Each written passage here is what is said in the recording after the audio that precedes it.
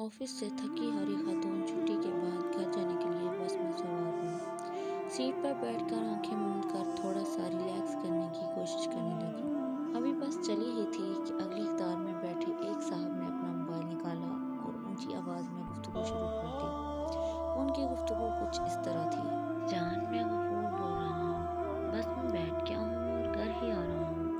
हाँ हाँ, मुझे पता है कि 7 बज रहे हैं, 5 नहीं, बस जरा ऑफिस में काम ज़्यादा था इसलिए देर हो गई। नहीं जान, मैं शबनम के साथ नहीं था, मैं तो बॉस के साथ मीटिंग में था।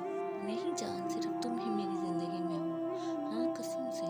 इस ऊंची आवाज में मुसलसल गुफ्तगू से खातून का सारा रिलैक्स का प्रोग्राम गारत हो चुका था और वो बहुत अनईजी महसूस कर रही थी। काफी देर बाद तक भी जब ये सिलसिला जारी रहा तो खातून की हिम्मत जवाब देगी। वो उठी और फोन के पास जाकर जोर से बोली, गफूर डार्लिंग, फोन बंद करो, बहुत हो चुका।